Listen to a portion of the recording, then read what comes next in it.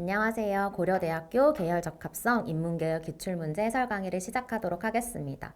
오늘은 학생분들께서 제시문을 분석하시거나 또 답변을 구성하실 때 어떻게 하면 조금 더 짜임새 있는 답변을 만들어갈 수 있을지 도움되는 정보들을 말씀드리려고 하니까 좋은 정보 얻어가시는 시간이 되었으면 좋겠습니다.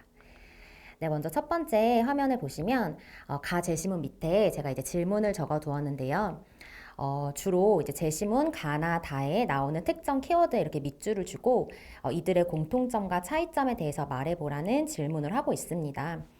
여기 보시면 가 제시문을 읽어보셨을 때 두 인물들이 이제 어떠한 상황인지 대략적으로 이해가 좀 가실 텐데요. 공통점을 밝힐 때는 공통점에서 차이점 순으로 보통은 대답을 하게 될 텐데 공통점을 밝힐 때는 각 제시문의 내용을 간략하게 요약하면서 이들이 어떻게 같은 공통점으로 묶일 수 있는지를 답변해 주시는 것이 조금 더 짜임새 있는 구성이 될 수 있습니다. 잠깐 살펴보면 가 제시문 속에서는 이제 두 인물들이 나오게 되는데 이들은 공장 노동자이며 최소 한도의 대우를 위해 싸워야 함을 인지하고 있는 인물들로 그려집니다. 근데 제시문 뒷부분을 보면 이들의 현실이 좀 드러나게 되는데요.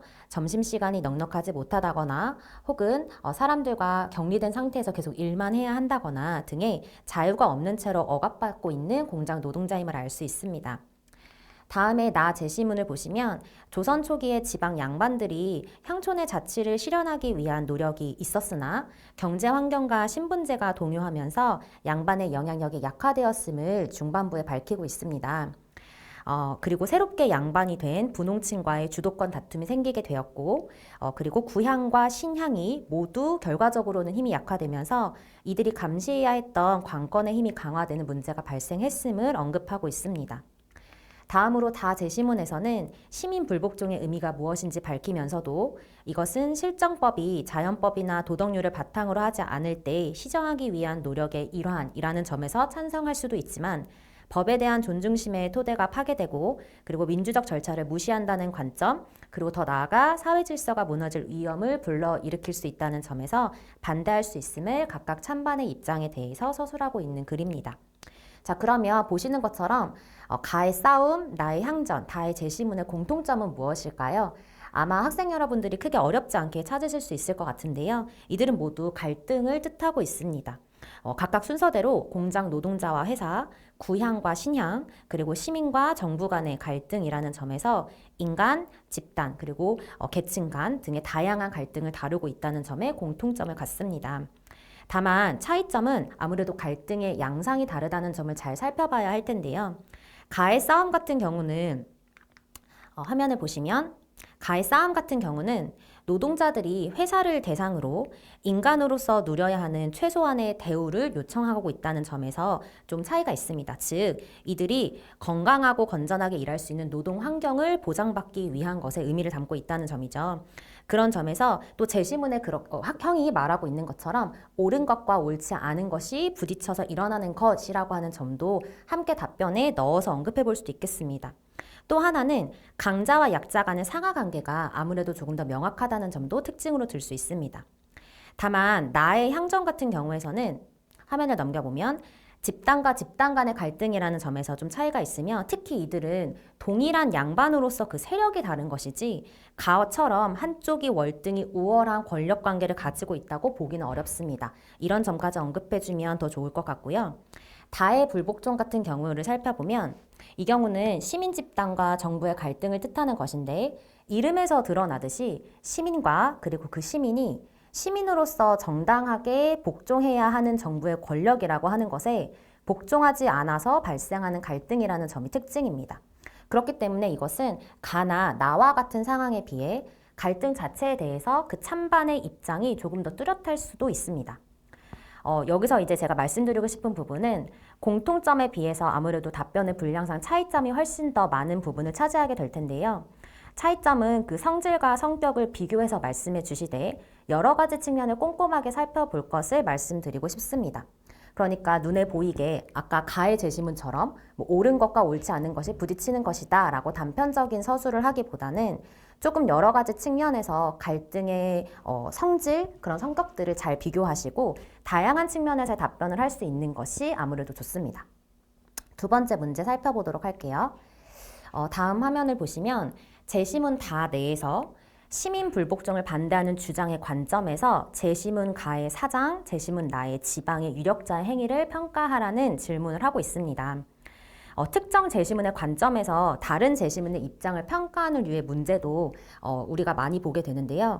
이런 문제는 기준이 되는 제시문에 대해서 가장 먼저 정확하게 이해하는 것이 필요합니다. 예를 들어서 지금 같은 경우는 다의 시민 불복종을 반대하는 주장의 관점이 무엇인지 본인 스스로가 명확하게 인지를 하고 있어야 그것을 바탕으로 해서 다른 사람의 행위를 평가할 수 있다는 점이죠.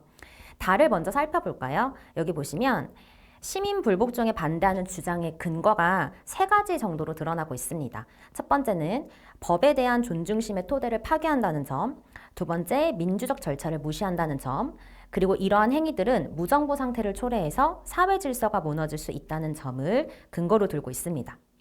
이런 점을 명확하게 세워주시고 이것을 바탕으로 볼 때 가의 사장이 어떤 상황에 처해졌는지는 이제 돌아가서 확인을 해볼 수 있습니다.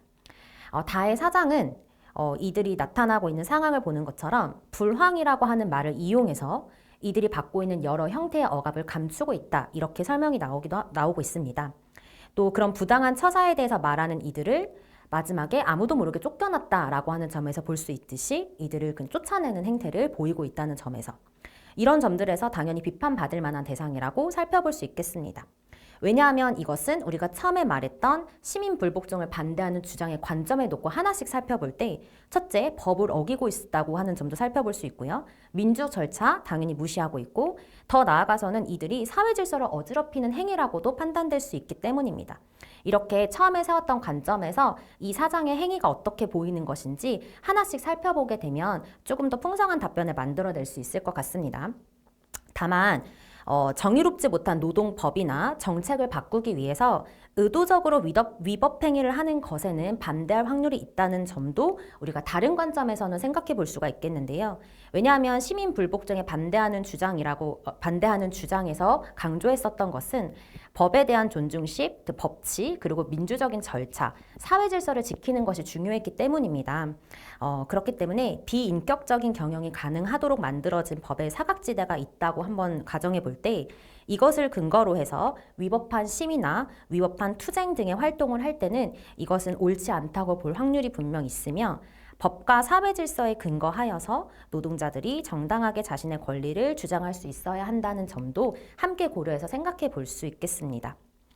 그리고 이제 두 번째, 나의 지방의 유력자를 판단해 볼 때는 주민 수탈을 하기 위해서 향약을 악용한다라고 하는 점이 네 번째 줄에 등장하고 있죠. 이런 점에서 이들도 비판받아야 한다고 볼 것입니다. 왜냐하면 다시 한번 법을 어기고 민주적 절차를 무시하고 사회 질서를 어지럽히는 행태들로 해석해 볼 가능성이 있기 때문입니다. 다만 나의 지방 유력자들이 향약을 악용한다고 하는 이 표현만 가지고 이들이 실제적으로 위법 행위를 한 것이다 라고도 단정을 지을 수는 없겠습니다. 그런 점에서 가보다는 비판의 정도가 조금 더 낮을 확률이 있다고 하는 점도 살펴보면 좋을 것 같습니다.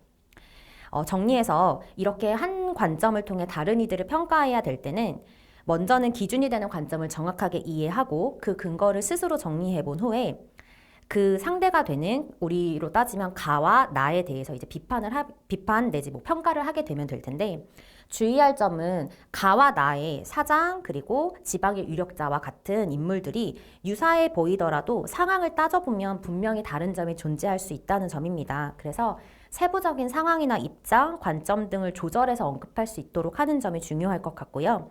이를 위해서는 역시나 주어진 제시문을 꼼꼼하게 읽고 사장이 벌이고 있는 행위가 현대 사회나 아니면 해당 사회 속에서 어떻게 비춰졌을지를 한번 상상해 보는 것도 저는 좋을 것 같습니다. 또 주민 수탈을 위한 향약을 악용했다고 하는 점도 구체적으로 어떤 것일 수 있을지 어느 정도 선까지 우리가 이 행위를 비판하고 또 따져볼 수 있을지를 스스로 그 기준을 세워가면서 답변을 해야 너무 두서없지 않은 답변이 나올 수 있지 않을까 이렇게 생각을 합니다. 마지막 문제 살펴볼게요. 제시문 라가 지향하는 사회를 만들기 위해서 어떤 노력이 필요할지 제시문 가, 나, 다 모두를 활용해서 설명하라는 점인데요. 당연히 라가 지향하는 사회가 무엇인지를 먼저 생각을 해보셔야 하고 가나, 다 모두를 활용해야 하기 때문에 부지런하게 가부터 다까지 어떠한 노력들이 제시문 속에 숨겨져 있는지를 찾고 이해할 수 있어야 합니다. 먼저 라 같은 경우는 의회나 언론처럼 기존의 역감시 기능을 하던 것들까지도 스스로 권력화되는 경향을 지적하면서 사회 권력 집단을 감시하고 대안적인 정책을 제시하는 역할을 수행하는 시민운동에 관해서 지금 설명하고 있습니다. 그리고 시민운동에서 가장 중요한 권력단체에 대한 정보공개법을 법을 통해서 국민의 역감시 권리가 보장될 수 있음을 밝히고 있고요. 특별히 쌍방향의 분산된 통신망인 인터넷을 통해서 서로가 서로 간의 시민운동 활동을 공유하고 연대하는 등 전통적인 감시와는 다른 현대사회의 역감시의 방법도 보여주고 있습니다. 즉, 특정 집단이 권력화되는 것을 우려하고 이것을 방지하기 위한 법률적인 장치, 쌍방향적인 언론의 기능을 강조하고 있다는 점에서 볼 때 라에서 지향하는 사회란 권력의 남용이나 부패가 없이 투명한 사회이면서도 이를 위한 정보 공개, 시민들의 참여나 연대가 활발히 이루어질 수 있는 사회라고 할 수 있겠습니다. 이렇게 먼저 지향하는 사회가 무엇인지를 정확하게 인지하고 계셔야겠고요. 이를 위해서 우리 봤었던 가부터 상황을 살펴보게 됐을 때 우리 아까 가 제시문에서 노동자 집단에게 회사가 구체적인 회사의 상황이나 정보를 알려주지 않고 불황이라고 하는 말로 마구 억압한다고 했었던 부분이 있었잖아요. 그런 점에서 회사의 정보가 정직하게 공개되지 않고 있다는 점도 비판해 볼 수 있겠고요. 그리고 노동자끼리 격리시키는 등의 문제도 있다고 하는 점을 살펴볼 수 있겠습니다.